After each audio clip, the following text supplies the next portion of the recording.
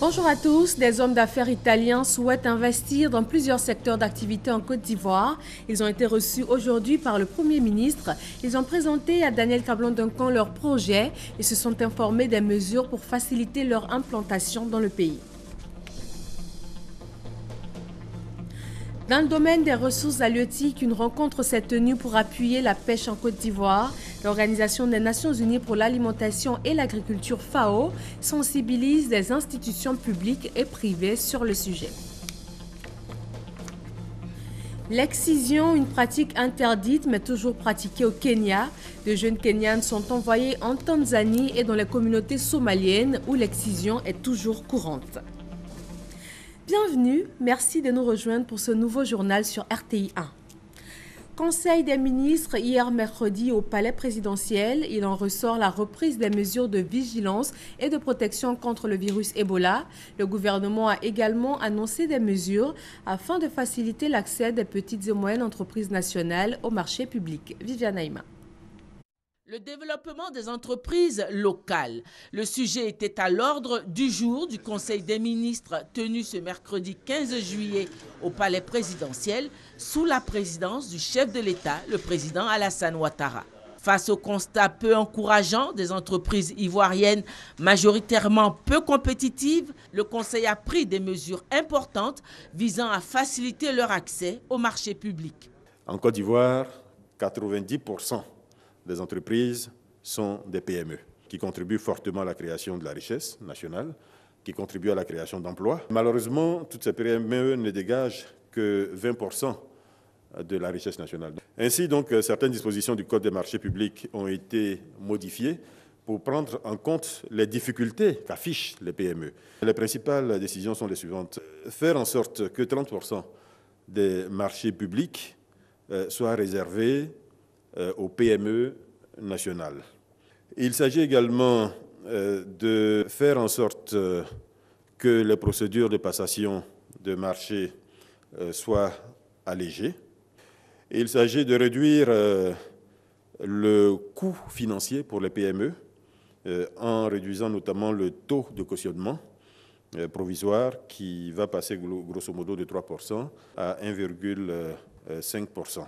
Il s'agit de réduire les délais de paiement, mais comme vous savez, le gouvernement y travaille pour l'ensemble des fournisseurs de l'État. Il a été évoqué l'accès au crédit bancaire, donc évidemment des contributions vont être faites à ce niveau-là pour que cet accès soit facilité pour nos PME. Il s'agit de faire en sorte que les dispositions qui sont prises ici touchent le maximum de PME. C'est une préoccupation forte mise en avant par le chef de l'État lui-même qui souhaite qu'un regard soit porté à la distribution des marchés aux PME et qu'il n'y ait pas une concentration sur un certain nombre de ces PME, mais qu'il y ait une répartition évidemment par rapport aux PME qui sont compétentes. Donc il s'agit dans l'ensemble de mesures importantes qui doivent donner plus de capacité à nos PME nationales. Il s'agit pour notre pays de commencer véritablement à construire des champions nationaux dans tous les domaines d'activité. J'insiste là-dessus. Et nous espérons qu'avec ces mesures-là, dans quelques années, nous pourrons avoir des PME donc, compétitives à l'exportation dans la sous-région, voire même au-delà. Le ouf de soulagement aura été de courte durée. Avec la réapparition du virus Ebola au Libéria, le Conseil des ministres a sonné la reprise en Côte d'Ivoire des mesures de vigilance et de protection. Nous notons une réapparition du virus au Libéria depuis le 29 juin dernier. 6 cas et malheureusement un décès dans ce pays voisin. L'épidémie persiste en Guinée et en Sierra Leone. Il est donc important que les mesures de vigilance, de précaution mises en œuvre jusqu'à présent en Côte d'Ivoire soient remises sur la table, faire en sorte que nos populations reprennent tous les principes de précaution qu'ils appliquaient si bien jusqu'à maintenant. Ça veut dire qu'il faut continuer à faire attention à votre environnement immédiat. Il faut continuer à éviter de manger de la viande de brousse. Il faut éviter de consommer l'agouti. Il faut éviter de consommer des animaux morts, retrouvés en brousse, etc., etc. Il faut faire attention autour de vous, notamment aux voyageurs venant de pays voisins, et notamment de pays concernés aujourd'hui par cette maladie. Faire en sorte que la population reste vigilante et surtout, quand il y a lieu, qu'elle attire l'attention des autorités, qu'elles soient hospitalières ou qu'elles soient administratives, pour que ces autorités prennent les mesures les plus adaptées. Le Conseil a clos sa séance en donnant rendez-vous au gouvernement le mercredi 22 juillet à Séguéla, chef-lieu du district du Yoruba, où va se tenir le prochain Conseil des ministres. Le 3e sommet Inde-Afrique va se tenir le 29 octobre prochain. Le ministre d'État indien pour l'eau potable et l'assainissement est en Côte d'Ivoire pour inviter le président Alassane Ouattara. Au nom de son gouvernement, il lui a remis l'invitation officielle. Viviane Aïma. Émissaire du Premier ministre de la République fédérale de l'Inde, Narendra Modi, le ministre d'État, ministre de l'eau potable et de l'assainissement, Ram Kripal Yadav, était porteur d'une invitation du Premier ministre indien au chef de l'État ivoirien, le président Alassane Ouattara, à prendre part au 3e forum Inde-Afrique prévu se tenir du 26 au 30 octobre de cette année. L'Inde et la Côte d'Ivoire entretiennent une longue relation d'amitié et de coopération qui a été soulignée au cours des échanges que le président de la République a eus avec son hôte. L'Inde est prête à accompagner la Côte d'Ivoire dans son développement de façon globale.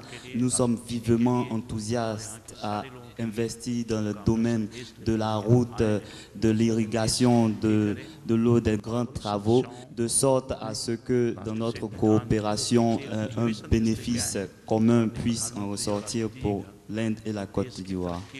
Nous voulons voir ce pays devenir une grande économie, un pays développé. L'émissaire du Premier ministre Narendra Modi a transmis au président de la République le vœu du premier responsable de l'exécutif indien de voir la coopération entre les deux pays se renforcer. Un séminaire gouvernemental se tient ce jeudi 16 juillet. L'amélioration du climat des affaires dans le pays est le point majeur à l'ordre du jour. Des hommes d'affaires italiens sont en mission de prospection en Côte d'Ivoire. Ils veulent investir dans les domaines de l'agriculture, du transport et des engrais. Ils ont rencontré ce matin le chef du gouvernement afin de lui présenter leurs projets et surtout s'informer des dispositions gouvernementales pour faciliter leur implantation. Alexis Ouedraogo. Un jeudi matin, au pas de course pour le chef du gouvernement. 9 h, une séance de travail avec des hommes d'affaires italiens.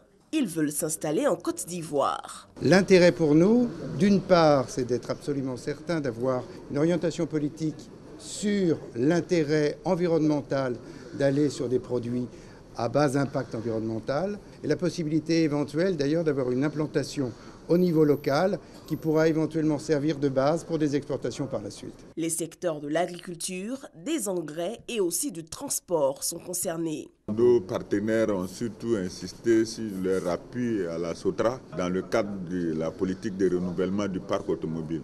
Et ils sont intéressés aussi par le transport urbain et interurbain. Pour l'heure, aucun chiffre des coûts d'investissement annoncés, mais de belles perspectives. Les relations entre la Côte d'Ivoire et l'Italie ont connu ces dernières années un réchauffement important, marqué par un renforcement de la coopération économique. Après la délégation italienne, Daniel Cablon-Duncan prend part à l'atelier sur le Doing Business à l'Hôtel Ivoire. Cet après-midi, il est attendu à Grand Bassam pour l'atelier de restitution des travaux Grand Bassam, ville historique. Pour développer le secteur de la pêche et de l'aquaculture en Côte d'Ivoire, l'Organisation des Nations Unies pour l'alimentation et l'agriculture sensibilise des institutions publiques et privées. Le ministre des Ressources animales et halieutiques est, lui, revenu sur la volonté du gouvernement de relever les défis de ce secteur. Issa Yeo et Franck Quadio. Les avantages attendus de l'adoption d'une stratégie nationale en faveur de la croissance bleue. Les voies possibles d'engagement de la Côte d'Ivoire dans un processus de croissance bleue à partir des exemples de chantiers ouverts au Cap-Vert, au Maroc, aux Seychelles et en Indonésie. Le débat de l'intérêt d'adopter une stratégie de croissance et sur les moyens d'appuyer cet engagement.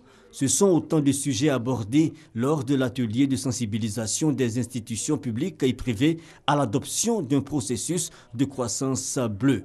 Cette rencontre initiée par la FAO vise à prendre en compte le rôle des secteurs de production primaire dans la sécurité alimentaire et la lutte contre la pauvreté. L'idée est en quelque sorte de redynamiser les stratégies nationales, sectorielles, par rapport aux objectifs courants de la FAO, notamment la sécurité alimentaire et la lutte contre la pauvreté, mais aussi pour repositionner les ministères techniques pour les pêches et l'aquaculture dans le cadre des enjeux environnementaux qui concernent l'ensemble des écosystèmes aquatiques. Les mers regorgent de beaucoup de potentialités que si ces potentialités-là sont vraiment prises en compte dans le cadre de la gestion que nous faisons donc des eaux et autres, on peut en tirer beaucoup de bénéfices et beaucoup de profits. Cette initiative en faveur de la croissance bleue a pour objectif de connaître, de protéger et de restaurer le potentiel des océans et des zones humides. La rencontre d'Abidjan a donc posé les bases de discussion de la 21e conférence des parties signataires de la Convention climat COP21 prévue à Paris en décembre 2015.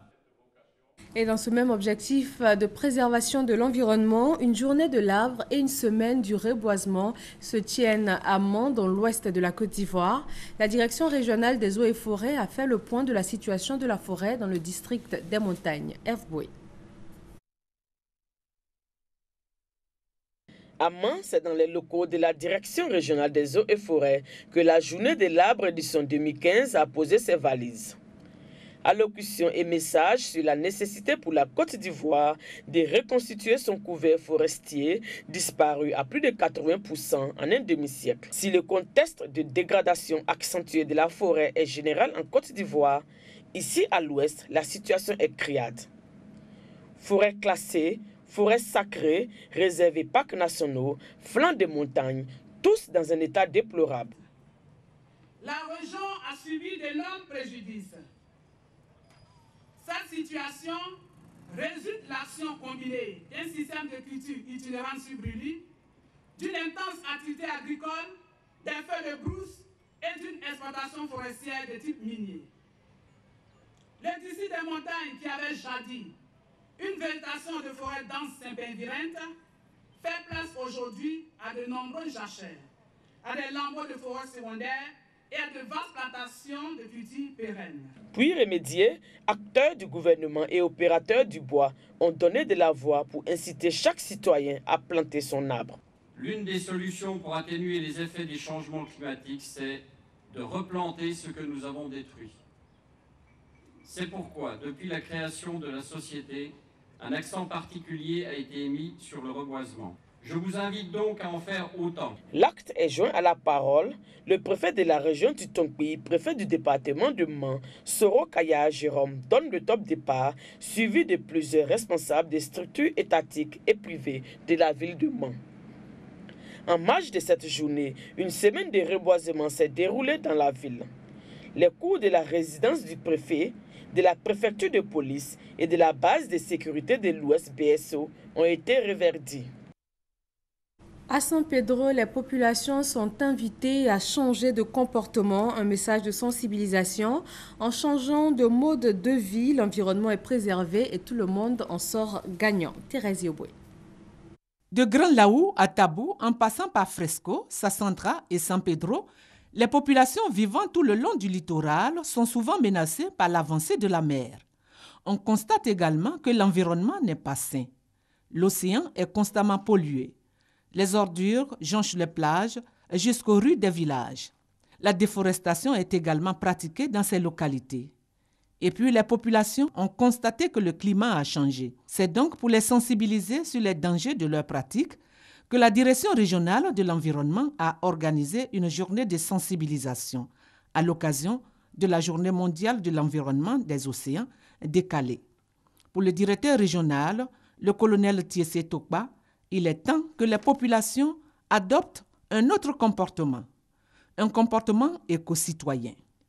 Ne plus défricher les forêts, ne plus jeter les ordures n'importe comment, arrêter les feux de brousse, ne pas déféquer dans la mer.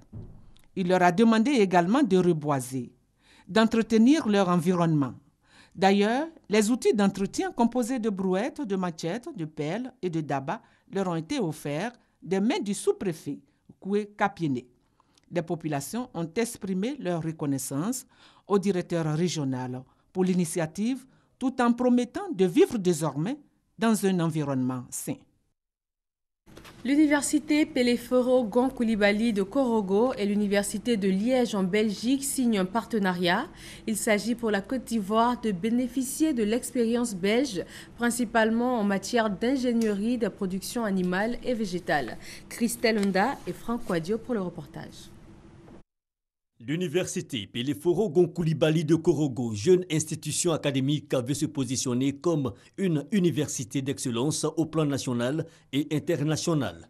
Pour atteindre cet objectif, la franchise multiplie les partenariats avec d'autres universités spécialisées dans le domaine agro-pastoral. Une convention est donc signée entre l'université Peleforo-Gon Coulibaly et Gembloux Agrobiotech Université de Liège en Belgique. L'acte a lieu dans la capitale économique, Abidjan. Cet accord cadre va se décliner selon deux axes majeurs. Le premier axe concerne naturellement l'agropastoralisme et le second axe concerne l'ingénierie des productions végétales et animales. Cette convention est avant tout un accord de partage d'expériences entre les deux universités. Nos deux institutions ont découvert qu'effectivement il y avait des complémentarités à la fois de besoins, de compétences, et c'est donc un accord à travers lequel nous espérons échanger des doctorants, échanger des étudiants, avoir des missions d'enseignement également, de manière à effectivement renforcer notre collaboration et répondre aussi à des besoins particuliers de l'agriculture en Côte d'Ivoire. Conclu pour 5 ans, cet accord cadre va se traduire par des conférences, des séminaires, des colloques et divers échanges entre les deux universités. 10 mois après l'appel de Daoukro, un observatoire vient d'être créé pour son application.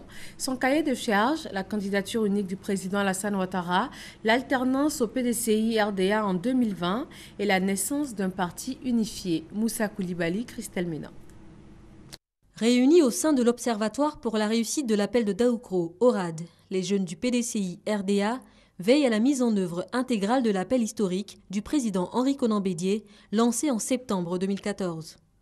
Pour son premier oratoire face aux journalistes, Aboubakari Dosso, président de l'ORAD, a donné les missions de son organe. Il s'agira pour nous de protéger, de préserver et de garantir la mise en œuvre du contenu de l'appel de Daoukro, qui finira plus tard par faire école en Côte d'Ivoire et même en Afrique. Un appel dont les efforts ont abouti à une amélioration considérable de la situation sociopolitique du pays. La Côte d'Ivoire a choisi de faire de nombreuses concessions, voire des sacrifices politiques, plaçant au-dessus de tout l'intérêt supérieur de la nation. Cet appel est aussi la traduction du don de soi du président Henri Konan Bédié pour la sauvegarde et la préservation des acquis d'une Côte d'Ivoire qui se relève de plusieurs années de crise et conflits jugés souvent inutiles.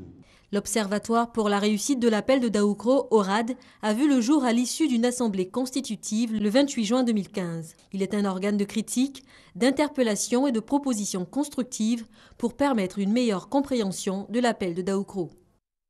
Et on parle santé à présent. Quelle prise en charge des patients atteints du VIH-Sida et du diabète? C'est une association de maladies qui devient de plus en plus courante.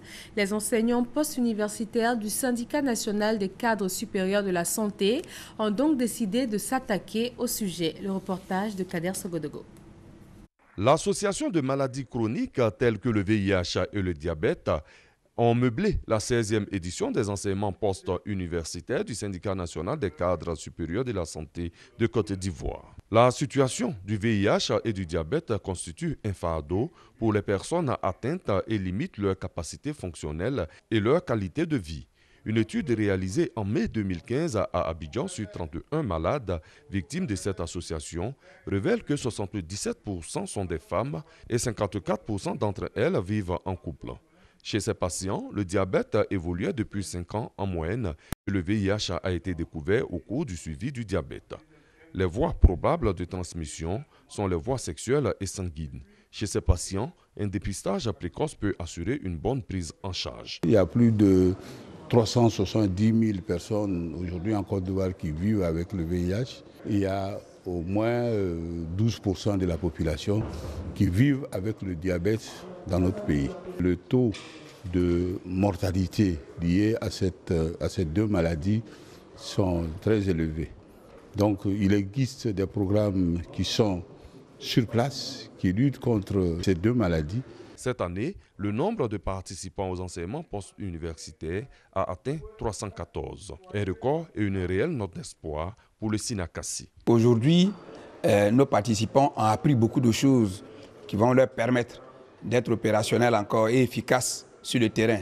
La 17e édition des enseignements post-universitaires du SINACASI est prévue pour juillet 2017 avec pour thème « Accidents de travail et maladies professionnelles ». Un thème qui sera certainement suivi avec beaucoup d'engouement. Comme en Côte d'Ivoire, l'excision est interdite au Kenya, mais de jeunes Kenyanes continuent de subir la pratique. Elles sont envoyées en Tanzanie et dans des communautés somaliennes où l'excision est toujours pratique courante. Reportage. Dans cette vidéo tournée en cachette, des jeunes filles chantent et dansent pour célébrer leur passage à l'âge adulte. Une cérémonie inhabituelle au Kenya pour marquer la fin de l'adolescence et qui est assez symbolique des progrès que le pays a fait dans la lutte contre l'excision. Interdite depuis 2011, cette pratique, qui consiste à couper une partie des organes génitaux féminins, a diminué de 10% au cours des 10 dernières années dans le pays. Mais ce rite barbare et souvent mortel est encore loin d'avoir disparu. Au Kenya, les gens sont sensibilisés au danger de l'excision et dans les communautés, certaines personnes surveillent si une fille risque d'être excisée et dans ce cas alertent les autorités.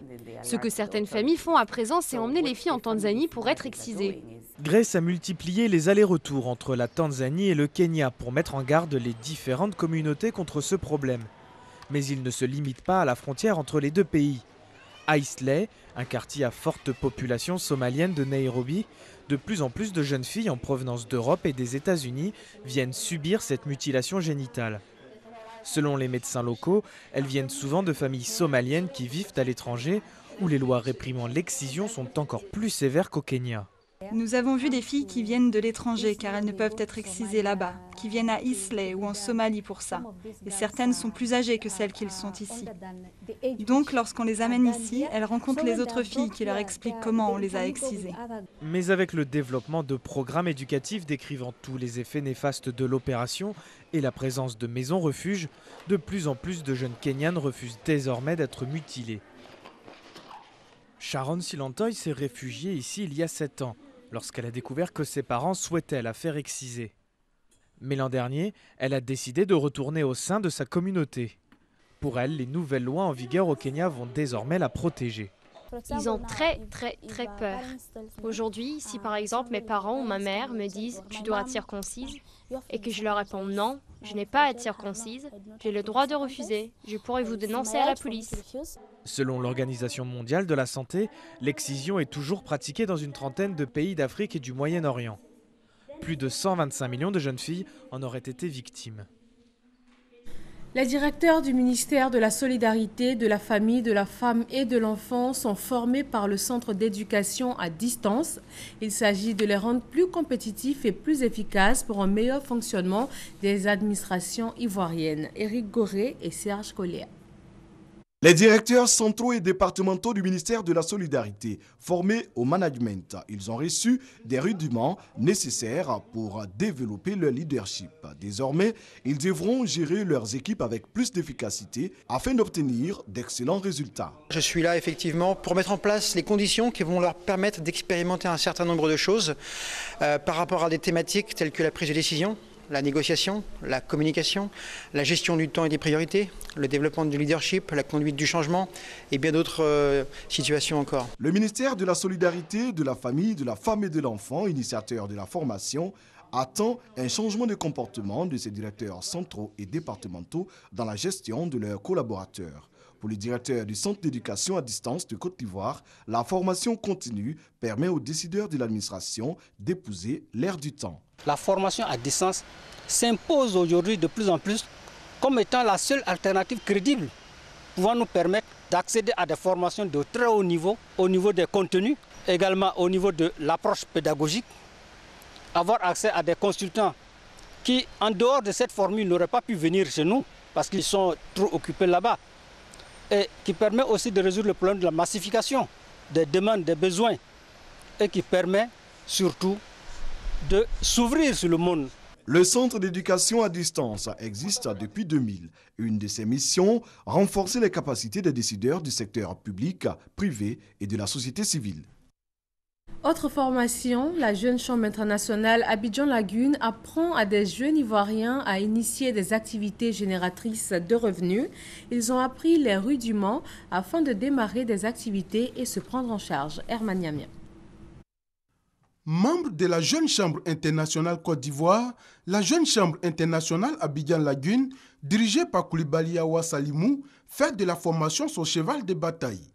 Pour son mandat 2015, le business plan est la 8e recette qu'elle inculque aux Ivoiriens. Celle, selon elle, est un style de gestion autonome qui allie rigueur et transparence. Sila Bakari, parrain de la cérémonie, exhorte ses filles à suivre avec beaucoup d'intérêt la formation qui leur est dispensée. Selon lui, c'est la clé du succès en entreprise. Il indique par ailleurs que la promotion des valeurs de travail, de partage, d'éthique et de bonne gouvernance constitue le levier de l'émergence d'une Côte d'Ivoire plus juste et plus prospère. Le projet de gestion des déchets chimiques et biologiques dangereux lancé par la Côte d'Ivoire en 2014 entame sa deuxième phase. Il est question de former les acteurs du domaine et de renforcer leurs capacités pour plus d'efficacité dans leurs actions sur le terrain. Un plan national 2015-2017 pour la réduction des risques liés aux déchets d'origine nucléaire, radiologique, biologique et chimique. Cela passe pour la Côte d'Ivoire par l'amélioration des bonnes pratiques pour la gestion des déchets chimiques et biologiques dangereux. Un plan élaboré conformément aux indications contenues dans le projet 35 des centres d'excellence de l'Union européenne. La première phase du projet, qui s'est achevée au mois de décembre 2014, a consisté à évaluer les besoins en matière de gestion des déchets. La seconde phase, elle, mettra l'accent sur la formation et le renforcement des capacités. Un atelier de 2 jours est alors initié. Au niveau des déchets médicaux, nous avons plus à former les responsables, par exemple, de laboratoires de recherche ou dans les centres hospitaliers, les responsables de morgue. Et au plan chimique, il y a la gestion même des déchets qui proviennent des sites industriels ou des sites ménagers. Et comme vous le savez, nous avons une seule décharge publique en Côte d'Ivoire qui accueille tout ce qu'il y a comme déchets dangereux, alors qu'en réalité, les déchets chimiques et biologiques dangereux devaient faire l'objet d'une collecte spécifique ainsi que d'un traitement particulier. Cet atelier qui se tient à Abidjan va réunir toutes les parties prenantes impliquées dans la gestion des déchets chimiques et biologiques dangereux. Le projet 35 prend en compte les aspects relatifs à l'échantillonnage, entre autres la détection, la réhabilitation des sites et l'élimination des déchets chimiques et biologiques dangereux par l'élaboration de procédures standards et de solutions technologiques appropriées. Du matériel médical et un marché pour un coût de 38 millions de nos francs offert aux populations de Daloa par le Conseil régional du Haut-Sassandra. Il est ainsi question d'améliorer leurs conditions de vie au quotidien. Honorina Nigori. La remise officielle de ce matériel biomédical aux structures sanitaires du département de Daloa s'est déroulée dans les localités de Bobois-Baouan, Zazaïbo et Seria. Une aubaine pour les populations et le personnel soignant. Car les difficultés que rencontrent les populations rurales pour avoir accès aux soins de santé primaires sont immenses. Par exemple, les centres de santé sont éloignés. Nous sommes vraiment très heureux parce que ce don vient à point nommé. Et il est composé de matériel biomédical qui pêle-mêle touche un peu tous les services que nous avons chez nous ici. Le conseil régional du Haut-Sassandra, qui partage leurs souffrances, a bien voulu les soulager en posant ses actions sociales. Outre le matériel de santé, le village de Bobois a également bénéficié d'un marché moderne doté de 4 magasins. Pour le conseil régional, il constitue une nécessité économique vers le développement du village. C'est Boniface Brito-Nama, le deuxième vice-président du conseil régional, qui a procédé à la remise officielle de ces infrastructures sociales aux populations.